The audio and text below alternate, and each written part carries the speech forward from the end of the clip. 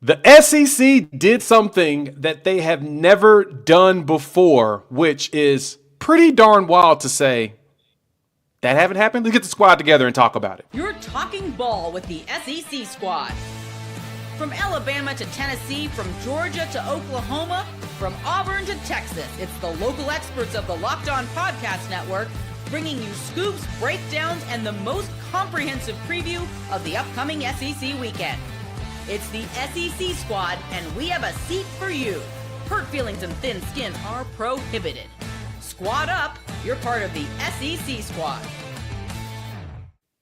Are part of the SEC squad. Thank you all for joining us. Sit back, relax, grab your favorite beverage or your favorite breakfast, and join us for another overreaction reaction round table. Today's episode is brought to you by FanDuel. They are going to take care of you. Right now, new customers can bet just $5, and that bet wins. You'll get $300 in bonus bets to use across the app. So make sure you download the app today. We've got Brandon from Locked On Gators joining us, Steven from Locked On Ole Miss, Luke from Locked On Bama, as well as John Miller from Locked On Mizzou. And I'm actually surprised others haven't joined us, but I can understand why. And I am Jay Smith, Locked On Sooners. So I opened it up with this.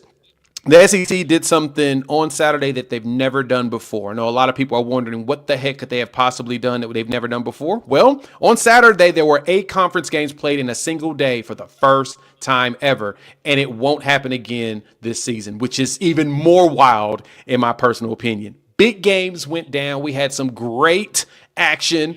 I think I want to lead off with the one that was a little bit earlier and work our way to the later ones. First and foremost, we've got to talk about this Ole Miss Georgia game. Steven, I'm going to let you lead us off on how you feel. Georgia pulls it off 43-35. It was a very offensive heavy game, to be absolutely honest, that I did not expect. Talk to us. It's one of those things that Lane was absolutely in his bag for 3 quarters, but the defense was just absolutely atrocious. They could not get off the field at all. And if you're a baseball fan at all, whenever you start aiming the ball like Trinidad Chambliss had to do with the pressure, it's like we have to score a touchdown in this possession or we're going to get beat.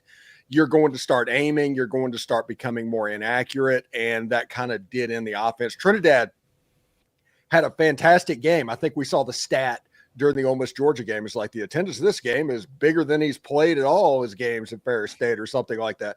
And he handled it just amazingly. And offensively, they were just rolling. But defensively, man, I thought this drop 8 thing that they did against the LSU Tigers was a fad for a team that couldn't run the football. I talked about on my show all week long that the way to beat Georgia Bulldogs by stopping the run. If you stop the run, you can beat Georgia. And Ole Miss not only didn't stop the run, it's like they didn't even try. And Gunnar Stockton was amazing, and Georgia has athletes all over the field. And in the fourth quarter, Georgia was able to pull away after Ole Miss wore down a little bit after Ole Miss's offense failed to get a first down a couple of times, and Georgia outscored Ole Miss 17-0 and won the game. Now I say all of that to say this: losing by 1 score on the road in Athens, Georgia, that doesn't affect your season at all. Everybody predicted that as an L before Ole Miss walked into that game. The important thing is do not let that Georgia loss affect you in Norman, because you're going to face a good team, a very talented team, but a different type of team that doesn't do the same things that Georgia does. Georgia was a horrible matchup for Ole Miss in this game. Ole Miss almost overcame it, but they couldn't quite do it. Now the important thing is try and go get that game in Norman and see what happens. Yeah, it kind of felt like the consistency for Gunnar Stockton going 26 for 31 in that game was not – it felt like he had an out-of-body experience. Not to say that he's even bad at that at all. It just didn't feel like something I would have expected from Gunnar. But he played a good game. And like you said, Georgia was able to establish some run, and it didn't feel like Ole Miss was I guess, ready for it. Kind of weird to say. But, all right, squad, pass it around. What you guys think? I thought Trinidad Chambliss did play well, but I'll say this: I was not used to seeing so many open receivers on that end against that Georgia defense. They've got some real problems in that secondary. That's something that really stood out to me for the Bulldogs. They're still a good team, but not the type of defense that we've seen at Kirby Smart's best. That's for sure. A long way from that. Luke? Oh, I guess it's my turn. I'll take it. Yeah. I think that look, I loved the way Ole Miss fought. I really did. I thought the game was a lot of fun to watch. I didn't get to see quite as much as I wanted to because I was at the Alabama game. But I'll say this: Lane has done a great job of getting Ole Miss to this point, and I think he can take them even further. I mean, there may be some people that think that Lane can't get them over the hump or whatever, but I'll say this. You see the progression of Ole Miss not being very good, then getting a little better, then somebody you really hate to play, then they beat Georgia last year at home, and now they get to this game, and they have Georgia beaten for 3 quarters. Now Lane Kiffin has some motivation like, guys, we got to have our own fourth quarter program. We need one more quarter to be elite. That's all we lack. And I think Ole Miss can get there. If I'm an Ole Miss fan, yes, of course, you always want to win them all. But I'm with Steven here. I mean, this isn't going to affect your playoff one way or the other. I mean, the chances are you were going to drop this game or Oklahoma. And now, you don't want to drop Oklahoma for sure. But I think you can even drop it if it's close and still have a great shot at the playoffs. So, in fact, I think Ole Miss is going to beat Oklahoma. So, I'm impressed. I think they're 1 quarter short right now. And if you're just 1 quarter short against Georgia, you're in an elite crowd. At Georgia, too. At Georgia. If you're 1 quarter short at Georgia, that's important. And yeah, I think most people expected this to be a loss for Ole Miss. I think going into Athens, incredibly difficult to do and walk away with that with a victory. I don't think anybody really expected Ole Miss to go undefeated at all, right? And I feel like even if a team does go 12-0, you're like, oh, they're going to screw up at some point and slip up at some point. But Ole Miss, you got Georgia on the road, lost that one. Oklahoma coming up.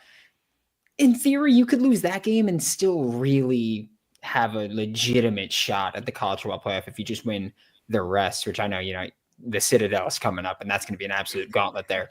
But tough. In theory, yeah, it's tough. They gave Alabama a game for a half, like 6 years ago, something like that. But I do think that with Ole Miss, you can lose Georgia, Oklahoma, and still have a very real shot at the college football playoff. But Luke, you actually mentioned, Lane Kiffin has done this with Ole Miss. I know a place where his ceiling would be even higher. I just want to throw that one out there. Hopefully I won't be here for the full show so I can talk about that, but I know a place where he can do that. Very interesting take on that one. Okay, let's jump over to the next game. And Luke, I'm gonna pause you because I know that you're not gonna be able to be here the entire time, but I got to talk about this game first because I need all of y'all opinion on this. LSU Vandy. Is the SEC trying to run its way through Vanderbilt? Like, is it going through Nashville? Like, what is this? 31-24. Diego Pavia looked really good for the most part. And just Vanderbilt they looked consistent. They looked disciplined, and they looked like they were there to win the game. There was some busted plays, there's some big plays and stuff. So there was fun, and there were action that went into this game as well. But overall, it felt like Vanderbilt said, "Nah, we gonna win this game," and LSU was like, "Okay, we'll let you." I got to get y'all's thoughts on this because this is amazing to see that Diego Pavia with over 226 yards of total offense carried Vanderbilt to a win when LSU knew that was what was going to happen. Let me start with that because Diego Pavia's 220 yards of total offense is somebody else's 350 to 375 because the way they manage the clock, the way they sort of lull you to sleep, they just sort of body blow you to death.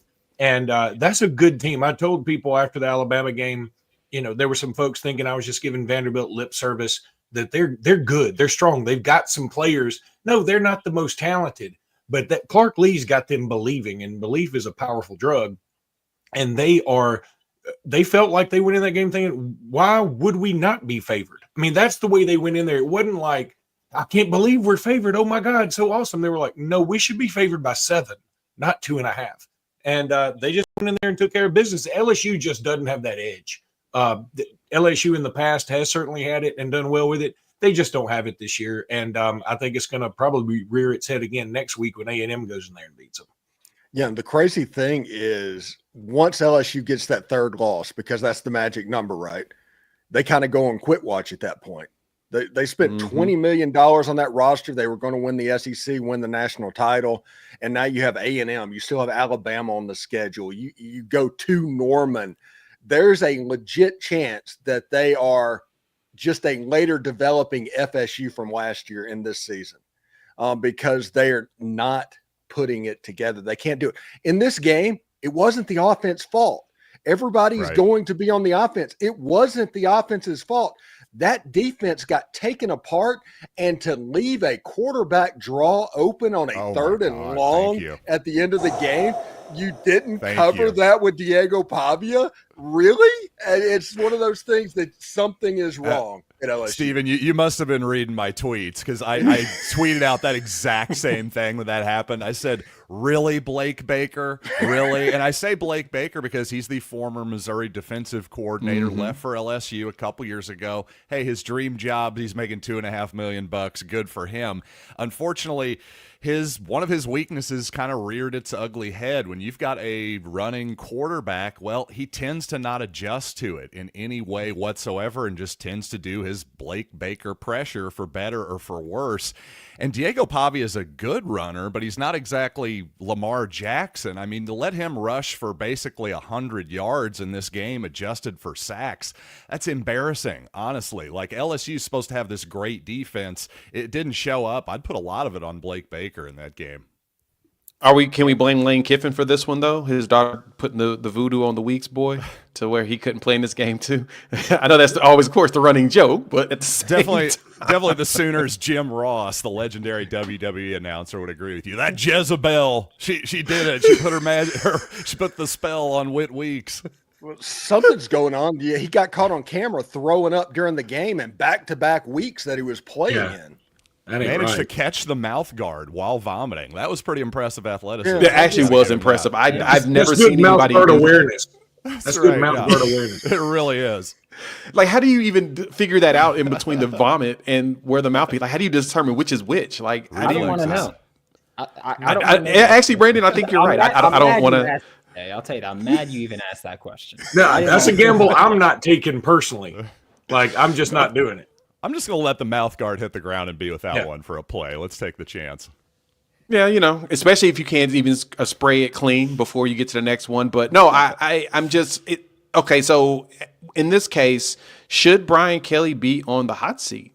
Now, again, this isn't our grandma or grandpa's Vanderbilt. This team is actually a very solid built, very good, disciplined team. So it's not like we can typically, bag on you, be like, haha, you lost to Vanderbilt. You can't say that this year. Could barely say it last year. Last year, you started to see a glimmer of it. You're like, okay, this could be a team that's going to be a problem going down.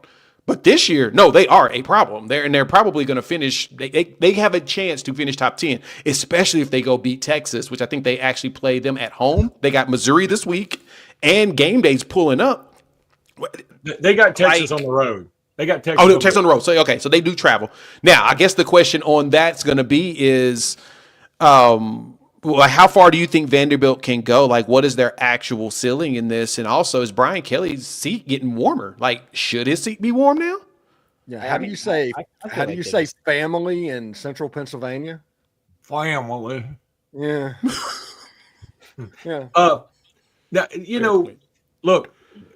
I don't know if his seat is hot or not. I think it's going to be one of those things like James Franklin, where it wasn't necessarily the hot seat. I think the relationship is just played out. And, Brian Kelly's only been to one SEC championship game, and he lost it pretty handily to a great Georgia team, no doubt. But that year they wouldn't even gone if they hadn't made a remarkable catch for a 2-point conversion against Alabama. And give him credit for getting it. I'm just saying they really haven't been that much of a threat since then. And they've had the talent. They got the dudes. I mean, we all talked about Nick Anderson and Barry and Brown, and they got some fantastic players. Harlem Berry's a good dude, but it's just not working out. And they happen to play Vanderbilt at a time when they have the best Vanderbilt team we've just about ever seen.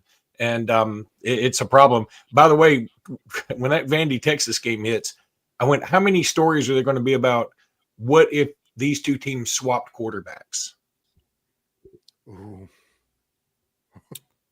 Nobody thinks that's just fantastic. I can't wait for that. What are y'all talking about? Yeah, no, 100%, because that is wow. Yeah. Because how good would Texas be undefeated with Diego Pavia? Absolutely. I agree. He's just because not only with his awareness, the dude he will put everything on his back, and he's going to make sure he's going to fight tooth and nail. And if you add the talent around him, which is a step up, if we were being truth be told, especially if you're going by rankings and stuff and just overall watching them play, that would be a step up. And yeah, Diego would be hell if he was down there. Glad he's not in Austin, because that would be hell for all of us, and I don't want that. I actually enjoy them struggling against Kentucky, which we'll talk about that at the end, because that's of course one that we get to laugh at. Luke, we're going to talk about your boys. 37-20 win over Tennessee. That, my friend, is a game that put a smile on all of our faces. Let's go jump into that. But of course, we've got to, pay bills around here on our beautiful Sunday reaction show. The NFL season is here, and FanDuel has an offer you don't want to miss. Right now, new customers can bet just $5, and they'll get $300 in bonus bets if you win. That's right. Pick a bet.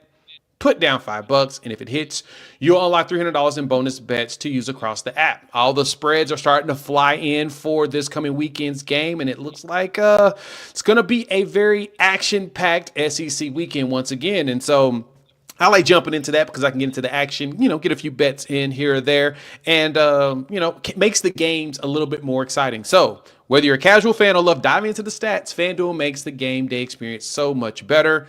So what are you waiting for? Visit FanDuel.com to download the FanDuel app today and get started.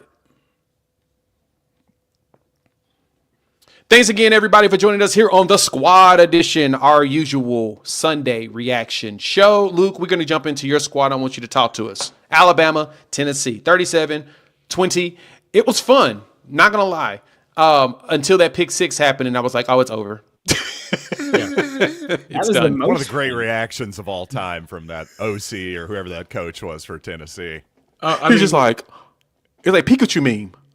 Well, he was like, yeah, he did look like a Pikachu meme, and it was almost like, oh my God, I didn't think that could happen. He was like, I didn't think about that aspect. Right. But I mean, what else were they going to do? And I'm not trying to shortchange Xavier Brown, who read the quarterback extremely well. I'm not trying to shortchange the defense. They played that very, very well. But I mean, you're going to do play action. See, if you just do that without the play action, you might have enough time to make it happen without that kind of reaction. But the play action hesitated enough for you to let the defense sort of catch up and see what's going on, because we knew you weren't handing off. You had no timeouts. So you had to throw the ball. And it was just a bad play all the way around. And I just don't think Tennessee thought it through. But again, kudos to Xavier Brown for reading the quarterback's eyes. And the defense, which can be maligned at times, even by me, they have really stepped it up. They held Tennessee to their fewest points of the year. I think they've held every team the last several weeks to their fewest point total of the year. So they have given up some big scores. I mean, they gave up an opening drive touchdown to Missouri. They gave up an opening drive touchdown to Florida State. They gave up an opening drive touchdown to Vanderbilt. But, they tend to just start buckling down. And I think people are discounting the injuries they've had, but they're beginning to let some of these young guys come in and play. Justin Hill, true freshman, did some good things. Shoot, Yanzi Pierre is becoming that dude we all thought he was going to be. He is a man. He had 3 sacks. I guess, I don't know if you essentially sack a dude, but he throws an intentional grounding in the end zone. Does that count as a sack? I never understood. It should, but he caused the safety. So that would be his 3rd sack. Yeah. It should count as one. Tennessee is a really good team too. They've got some incredible wide receivers. Aguilar's a good player. They're gonna, they got a shot to go 10-2, but I'm not sure that's going to be enough to get them in the playoffs. Assuming everything else holds serve for the most part. But Ty Simpson, to me, even though it wasn't his best night, he still had some really great moments. Ryan Williams. Let me tell you what was great about Ryan Williams. it seems like all the Ryan Williams games have been either he's like, okay, that's the best player on the field, or what in the heck's wrong with Ryan Williams? Every game has been like this. This game, he was a crucial part without being the man. And I think that is fantastic because that's what I think everybody would rather him be. Be consistent and then occasionally have that great game. You know, this up and down stuff we can't deal with. I thought there was I'll tell you, if y'all watched the game, did y'all think when they called that Ty Simpson forward pass, they called it a fumble, and then a Tennessee player batted it back towards the end zone? I thought that was, I didn't think you could do that. But secondly, was that a fumble? Am I wrong? That wasn't a fumble, right?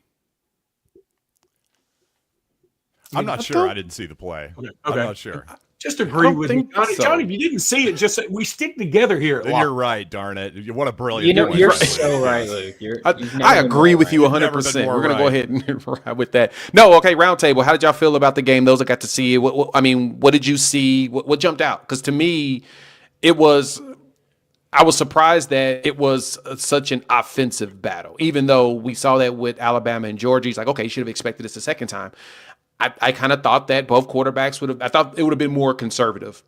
But both of them went out there slinging it. I was actually impressed that they didn't have any fear. They're just like, we're going to throw the ball. Chunk it. Let's go. It was fun. It was a fun game. It was a very fun game to watch. Like I said, until that pick six happened. And then when that pick six happened, I was like, oh, yeah, this game is over. Stop saying that was when it stopped being fun, because that was the most fun about it. Right? Fair. That was the most fun. If you were hate watching that game, that was the most fun about it. True. That is very true. It was great to see Tennessee get knocked down a little bit. I feel like they got really, really big in their bridges, and they're too big for their britches with their whole we got Aguilar and he's outperforming expectations, scoring a bunch against everybody, and then to watch them get pretty clamped. Like, considering that they'd scored 34 plus in every game, to watch them score just 20 with some of the Tennessee mistakes that they make, it was really fun to watch as someone that absolutely despises that program. So thank you, Luke. I very much appreciate that. Just the natural hate came out. Yeah, Tennessee kind of followed the script that they normally follow whenever they go down to Tuscaloosa.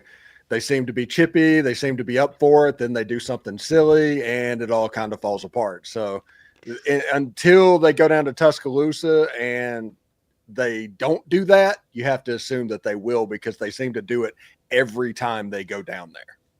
He did wear his black hoodie. Also, I think we just found a new tagline for Rougiette.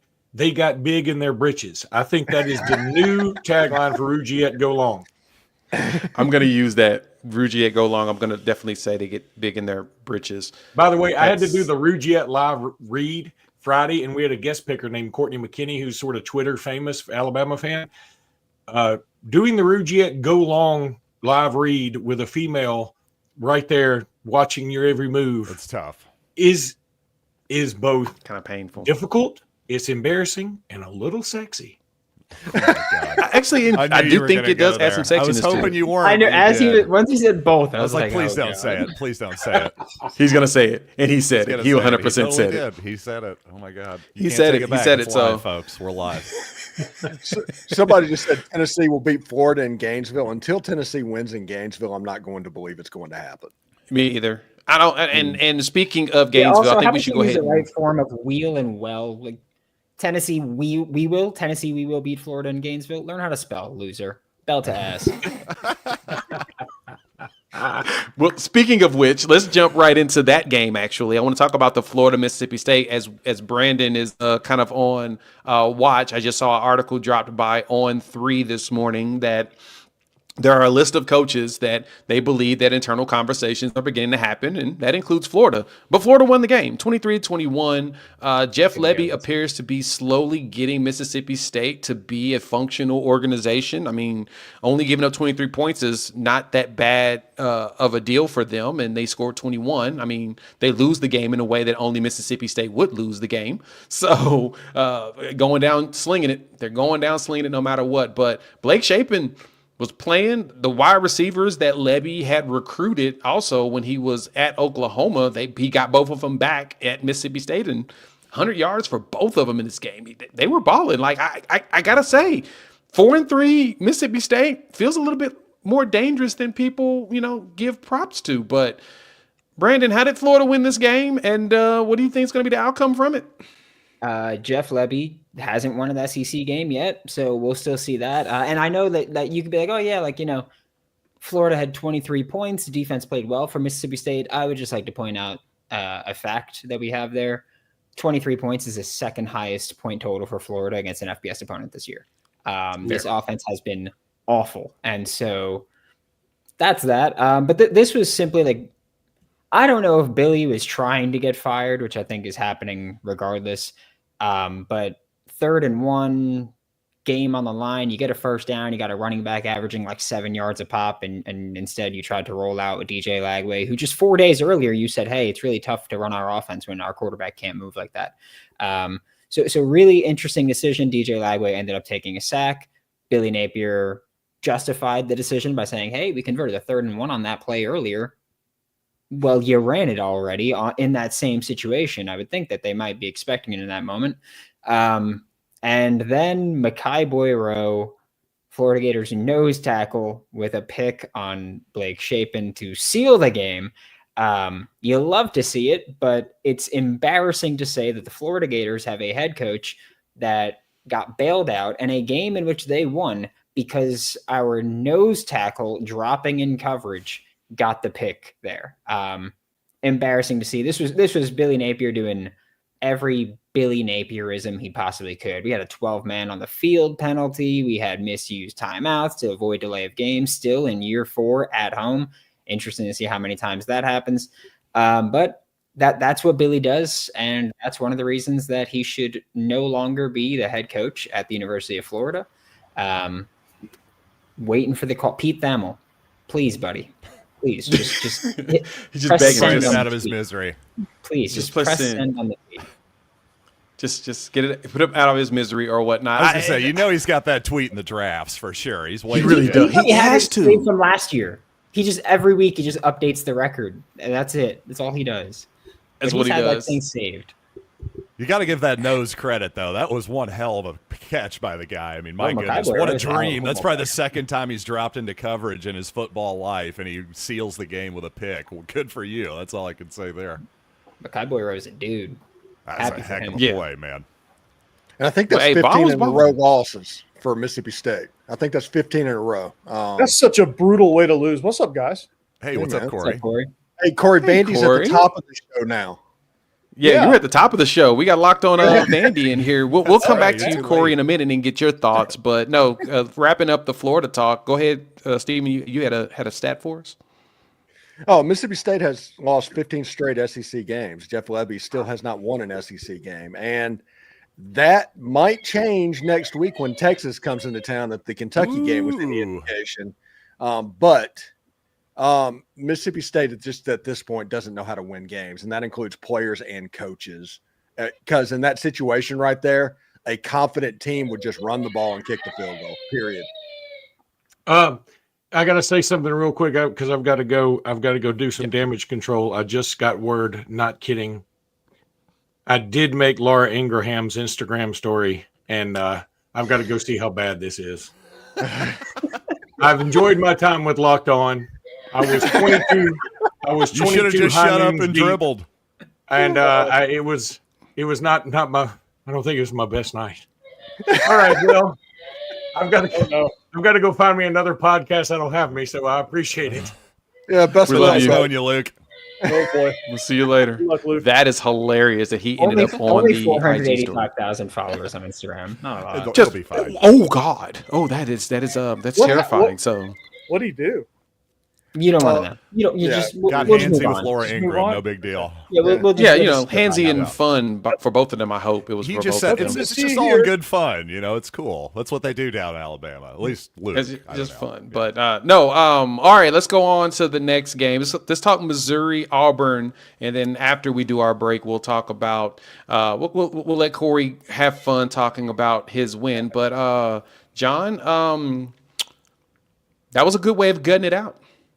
I got to say, it Certainly gutted it out. It was not pretty for basically the entire game. I mean, Missouri was just stuck in a phone booth offensively. It felt like just everything was within 10 yards of the line of scrimmage. And, that ballyhooed Missouri running game, give Auburn a ton of credit. Their front just destroyed Missouri's offensive line for most of the game in pass protection, too. And Bo Pribula was running for his life most of the time when he dropped back to pass. Had his moments, but also had his bad moments too. But man, I don't know who would have done all that great with that protection. Weirdly, a game that Missouri absolutely had to win, and they did win it, and yet I'm a little concerned coming out of it on a bunch of different levels. Now we got a really good Vanderbilt team, college game day in Nashville, Corey.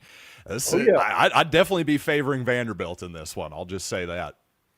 Yeah, I mean, game day is exciting. Coming to Nashville again, twice in one season. We're uncharted territory here, man. 6-1 since 1950, but it's going to be a good matchup. Ahmad Hardy's going to, obviously give us everything we want to handle. So, I mean, it's nothing that I'm just going to wholeheartedly just jump straight on Vanderbilt. I mean, I have kind of all year, but it's going to be a challenge no matter what. So, one thing's interesting. Speaking of a team that doesn't know how to win a game, Auburn is just broken. I mean, that whole program is broken. Yeah, they really are. And I am thankful, by the way, that Auburn's getting some of their historic rivals, such as Florida, back even on a every other year type deal, because that game is going to be a whole lot of fun. But yeah, listen, Auburn fans, let me tell you something right now. Do not fire Hugh Freeze. Now, I'm not saying don't keep him. I'm saying don't fire him. Because if you hire him and a DJ Durkin figures out a way to win a couple of games, you have another Cadillac situation on your hands. And it gets weird on the plains. Let Hugh Freeze sit in this and fire him at the end of the season. That's an interesting thought. That's an interesting thought. Should Hugh Freeze still maintain there after? I mean, in the eyes of the boosters, they're 5-2? So... because they don't count the Georgia loss or the Oklahoma one. I will say this for Auburn. I made a lot this week, and Zach did too, about Damari Alston, the running back captain, leaving the team, getting kicked off the team, depending on who you believe. But all the players were coming out in support of him, and I thought, ooh, old Hugh has lost the locker room here. I'll tell you this, Auburn played really, really hard yesterday. Like, they wanted to win that game. So I'll give them that. Obviously, a great crowd, too. I mean, their fans deserve a little better. I'll say that. It's brutal over there, man. Sorry, Jay. I didn't mean to cut you. No, it's okay. No, they're definitely physically in pain as a fan base, and you kind of feel bad for them. Nope. No. I see everybody's with the I'm in the Discord. I know what they're like. I'm good. This is a zero-sum game in the SEC, buddy. I can't feel bad for the losers. They're going to be there eventually. You just don't want to be one of them. That is a very fair point. Okay, well, we've got some other ones, some what's this? Looks like some ranked versus non-ranked to wrap it up. So let's talk about these last few games here on the squad edition of the reactions. And today's episode is brought to you by our partners at Quo. One of the tools that help make a huge difference for business owners is Quo, formerly Open Phone. It's the same great business phone system you've heard me talk about, before, just with a new name. And here's why it matters. Every missed call is money left on the table. When every customer conversation counts, you need a phone system that keeps you connected 24/7. Quo is the #1 business phone system that streamlines customer communications. It works right through an app on your phone or your computer. So no more carrying two phones or relying on a landline. Their built-in AI agent is a game changer. It can answer calls after hours for you, capture leads, and keep business moving even when you're off the clock. So why over 90,000 businesses trust Quo, formerly Open Phone. Get started free and you'll get 20% off your first 6 months at quo.com/lockedoncollege. That's QUO.com/lockedoncollege. If you got existing numbers with another service, Quo will port them over at no extra charge. No missed calls, no missed customers.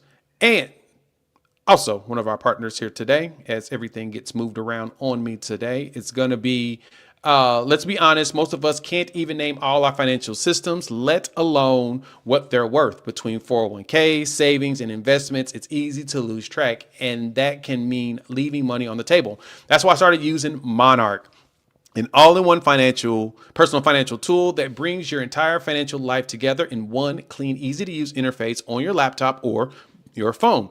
It's helped me organize a lot of my accounts just because financially I'm always all over the place. It helps me track my spending, especially with all the businesses that I'm working with. And it gets a better handle on all of my investments because, one day I want to retire. I probably won't, but, I would like to. So Monarch's visual dashboard and smart tools makes it so much easier to understand where my money is going and how to make it work hard for me. So don't let financial opportunities slip through the cracks. Use code LOCKEDONCollege at monarch.com for 50% off your first year. That's monarch.com, code LOCKEDONCollege for half off your first year.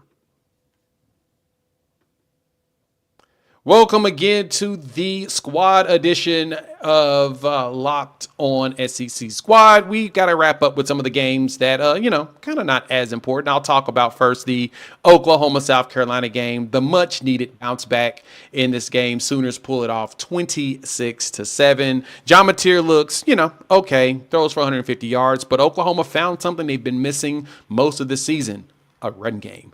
19 carries for 101 yards for Torrey Blaylock with a touchdown, and Xavier Robinson run for 11 carries for 58 yards. But the defense is, of course, the story for this. Oklahoma now ranks as the number one defense in total defense, passing yards, rushing yards, and scoring defense so far this season in the SEC, and top 5 in all of those, if not number 1 in the country, which is terrifying because now them and Missouri are battling it out for who has given up the least amount of yards per game this season. I'm going to pass it around. Roundtable. What do y'all think about Oklahoma's performance against South Carolina? Was it the bounce back you thought you expected to get from them? Kind of.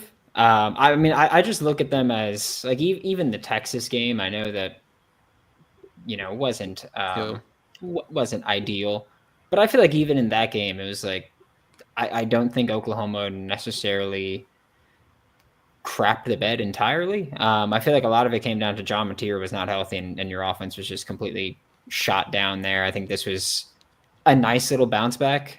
But it's just this Oklahoma team is better overall than I thought they'd be this year. And so I'll give them credit for that. Right now I'm rescinding it after that smile. But I will say that they're better overall than I anticipated them being. Oklahoma, you have John Mateer, like Brandon said, he was obviously not healthy against Texas. He's probably not healthy right now. He's still not what he was, but they're trying to just play enough complementary football so that defense can win games. I mean, that is what Oklahoma football is doing right now. If you can score 30 points on Oklahoma, which good luck doing that because that defense is really good. But if you can score, you can beat them. Because I do think there's a ceiling to this offense right now. Probably it's going to be that way until the Tennessee game or something like that when John Mateer gets 100% healthy again. But Oklahoma having the bounce back after Red River, that was a big step. And now, Jay, we get to be lifelong rivals this weekend coming up. I mean, 2 centuries of football games. Yeah, 2 centuries of football of these permanent rivals set up by the SEC. They're meeting in Norman, Oklahoma this weekend. So, yeah, it should be an interesting day. Yeah, I think it's going to be intriguing. The fact that we get to become permanent opponents for the next 4 years is always a plus to see because we've been rivals for so long and we've played, 2 times in the last 2 centuries. So it's going to be great. I understood the weirdness behind it. It was like, let's just try something different. But at the same time, it would be nice to have people that are actually in a regional area of you. I think that makes it more fun when you have regional rivalries. But I digress. Yeah, I agree with you, Brandon, too. Like, I knew the defense was going to be good like last year. I just needed a mid to competent offense to help them elevate their numbers. So far, we're seeing that. Now, I'm really curious to see what it looks like because the gauntlet we were told was going to happen, a lot of those teams are not looking like the teams that we thought they were going to be. Now, the gauntlet truly does show up because Ole Miss this weekend, and you follow up with going to Knoxville, then you get a bye, then you go to Bama, go out to Tuscaloosa, then Missouri comes to town, and then LSU.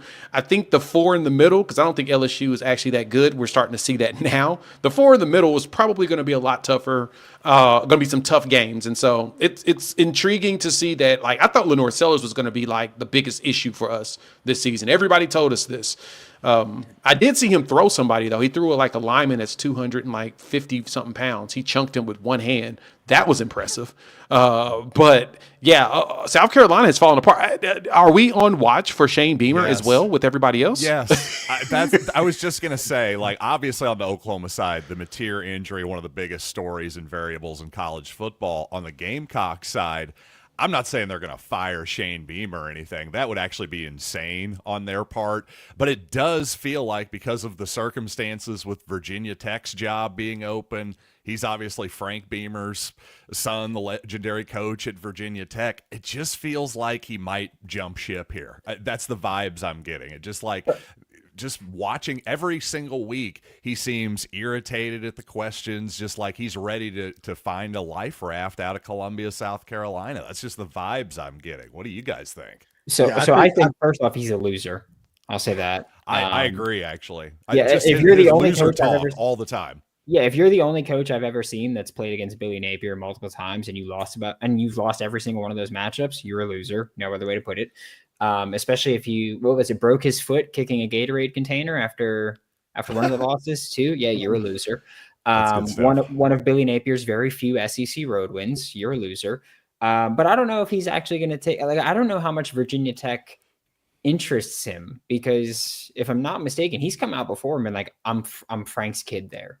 Like, I'm not my own man. Like, I'm Frank's kid there. I don't want to be there. Maybe that changes. Especially with, this season not going the way that they anticipated that it would go. I think a lot of people, especially after how they ended last year, they're like, oh, well, they're gonna be able to do this. Like, they were pushing, and then it's just not gone that way at all. Lenore Sellers didn't develop the way that and we see that all the time with these college quarterbacks. Like, I think that we see someone have an awesome like big year for dual threat or whatever you want to call a lot of these because I don't necessarily consider like DJ Lagway a dual threat. Really, he's not known for using his legs that much. But you see like a good year, a good first year as a starter from them, and then a lot of college football fans just go, "Oh, so he's going to be amazing next year." And so often that's just not how it works. In fact, you usually see a sophomore slump more often than not, because once there's film out there, and that's when you find out, okay, is this quarterback really that guy? With DJ Lagway, it was all right. The film's out there. They know you're looking for the deep shot. You don't have an underneath game. John Summerall of Tulane exposed that to everybody. Yeah. And every defense just said, okay, we're going to take away the deep ball and make DJ Lagway beat us underneath. He didn't take that developmental step. And now everyone goes, oh, he's awful. When that's really not the case. He hasn't developed at the rate that defenses have adjusted. I feel like Lenore Sellers, we've seen that as well. I feel like defenses have adjusted more for him, and he hasn't taken those steps. I would like to know what, I guess, percentage of the blame people really put on the player or the coach or the coaching staff, because there's so many. I think that's one of the things with development and teams using the portal. There are so many factors that go into whether or not a player develops at the rate that you want them to develop. That I think when you bank a lot of it on Lenore Sellers, who had the year he had last year, and then you go, okay, but this year he's going to be so much better and he's going to just carry this offense again. When that doesn't happen, it's like you're banking your entire success on one player. You're never going to pan out that way. That's especially a guy that's unproven. So I know this year hasn't gone according to plan. I do think that he'll be here at least through this year. But yeah, I don't know long-term what that's going to be like for Shane Beamer. I don't know if he's the kind of guy that I view as a long-term successful coach. Got a few good players at key positions, sure. But if they're not getting developed, it doesn't matter. Yeah, they got a lot of 5-stars, man. They seem to always bring in a 5-star edge out of nowhere that just wrecks shop on everybody. I mean, it's one of the things that they're going to have. They're going to figure that portion of it out. But yeah, the team itself, John, that's why I asked it, and you were right.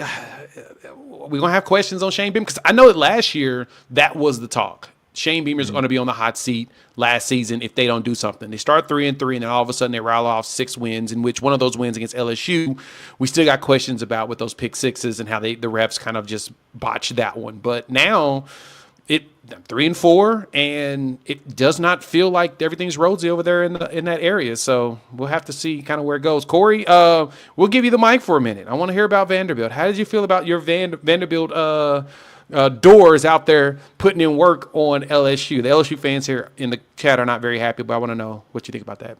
Yeah, they probably shouldn't be because it was one of those games where Vanderbilt was just in control the entire time. It didn't seem like anything LSU could do, they could get a stronghold on that control because all but one punt and the kneel down, Vanderbilt got points on every single drive, every single time they touched the ball, and they ran the clock. They ate up and chewed up clock. And it was one of those things where LSU didn't have any answers defensively. They couldn't stop Diego Pavia. The times that he ran around in the backfield and created, especially on that 4th and 2 that they converted, where the guy was in his face and had him dead to rights, and he just somehow shook out of it, flipped it over to the running back and converted. They ended up getting a touchdown on that drive, and that was the one that nudged them ahead for good. And it just didn't seem like they could really get control. And they got destroyed up front, yes. And their defense just got completely worked. A defense that we all considered elite. I knew it was going to be a challenge to get things going on their defense because they're so good in the secondary and they're so good up front. They're just great all around that they just didn't seem like they were very aggressive. It didn't feel like they had a good game plan or plan in general of how they wanted to stop Pavia, and they just really did what they wanted to do.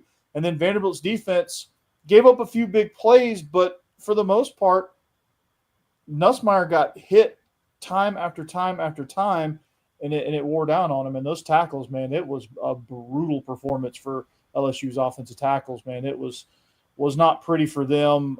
Brian Kelly was frustrated all day long. Barryon Brown was yelling at somebody on the sidelines. I mean, it was just it was just kind of disarray for LSU, and it just didn't look like – it looked like an unmitigated disaster on their sideline a little bit, and it just wasn't good. And Vanderbilt is finally good enough to take advantage of those things. In years past, they weren't, but now they are, and it's great. Yeah, you look at it, Corey, is like how dependent is LSU's defense on Whit Weeks? You take him out, they look completely different. All of the aggression is gone. And Pyburn was saying, it's one of those things that, like I thought Whit Weeks was good. He's shown out, but I did not know that he was this important. Yeah, I didn't realize that either. Like I thought they would be okay and they would just kind of maneuver around that. But good Lord, man, they look totally different. They were getting gashed up front against the run, which I was assured by all their fans that they wouldn't. And it was, it was a beautiful thing. Yeah. LSU fans are great. LSU fans are great. Yeah, they are. They really are. They're LSU is burning, as a few people have decided to post in here. I've heard this numerous times. Just want to throw that out there. They suck too. I'll make that abundantly clear. Yeah, LSU should be burning. So Brandon is consistent. I love it. Screw them. On my reaction title, nice. We lost Corey. Andy's gone. As he said the secrets of his title, but we'll come back to him on that title. But all right, 2 more games till we can wrap up in the day. I'm trying to decide which one first. I think I'm gonna go ahead and do this one. Texas A&M and Arkansas. That was a very electric game. Like, it was all offense, and I don't think the defenses knew how to play football again. Marcel Reed was fascinating on top of Taylor Green. Arkansas gets a new coach. You would think that usually means that they're going to, fire a coach. Usually everybody plays very well, and they come out there and ball, and the offense did. But overall, it was not they just could not close it at the end there. What y'all think about it? Give me the roundtable. How you feel about this game? Texas A&M's weird. That's the biggest thing. They're just a weird team where it's like, yeah, Notre Dame will go. It was like 41-40 against Notre Dame. It was 45-42 against Arkansas. Then they'll just have games where it's like, yeah, by the way, we're the best defense you've ever seen, you've ever laid eyes on. We're just going to light people up. They're just a weird team. They're a damn good football team and very well coached. But they're just a weird team that I feel like every time I watch, I feel like they should have dusted Arkansas. I feel like they should have beat the crap out of Arkansas there. And I know that, you got Bobby Petrino's doing his fun stuff and he's putting up points. I just feel like Texas A&M should have beat the absolute crap out of that offense and didn't. And that makes me think, when Texas A&M faces another elite team, what that's going to look like. Because to this point, their SEC schedule has been what? Auburn? No. Mississippi State? Lost to Billy. Florida? Billy. Arkansas? Put up a ton of points always. LSU's not going to be a challenge. Yeah, Missouri's going to be an interesting one. But I'm just curious what Texas A&M is going to look like when they get, because their schedule actually ended up playing out pretty favorably. And so I don't know what they're going to look like until we get to really the very end of the season, when we're talking about them in the SEC title game, maybe when we're talking about college football playoff. That's going to be their true biggest test. And it's just tough to really gauge with it. They're beating up on bad teams, but they also just went into a shootout with a not good Arkansas team. Good Arkansas offense, but yeah, very, very just odd team. One interesting take that I have going on right now is, if you said that Texas A&M, this is a weird football team, they're kind of living up to their brand. You want to talk about Texas A&M not knowing what they are? They kind of know what they are this year, and it might be a weird team, but that's a weird place. And if they can embrace it, they have a chance to be dangerous. Yeah, Texas A&M, for a team that's probably going to be at least probably third in the country here when the AP poll comes out in a little bit here. And yet, boy, as good as that offense is, that defense, and that's Mike Elko's calling card, by the way, his defense is just not good enough. If it's to truly be a contender, 268 yards rushing Arkansas had yesterday. What do you think Missouri's going to do against them when they come to Columbia? That's just, simply put, Auburn was really good against that Missouri rushing attack. I don't see that happening with A&M, so that's just promising to be a wild shootout here in 2 or 3 weeks or so. Yeah, A&M they got LSU next. They travel to Death Valley, and then Missouri. I think they do that. Is that after a bye? I think that's after a bye week. So they'll get a bye, and then they'll play Missouri. So that's going to make it even more interesting and whatnot. Like you said, Mizzou has a bye that week as well. So yeah. Oh, nice. So both of them get a bye. So that makes it, like you said, it's probably going to end up being a shootout as both teams prepare for the inevitable of A&M saying we got to stop the run because Missouri's really good at running, and then but then Missouri's like, we're going to run all over them. That's exactly what we're going to do. So it's going to be a very interesting combination of the two. As Corey gets himself going, let's talk the last game here. Texas and Kentucky. I've never been more proud of this show that we're closing with Texas, by the way. I'm so glad we didn't force the Cowboys/Lakers of the conference into the A. Sorry, go ahead. I'm so proud of course. EJ. Good job. Good job. If I'm hosting, we're going to definitely do this every time. Unless exactly, because we're going to hate. We're going to put the hating out there. But no, for real. 16-13 win in overtime. Kentucky, for some reason, didn't take points when they had the opportunity to. Ooh. Not sure why you don't take the three. And, why you get a little too greedy.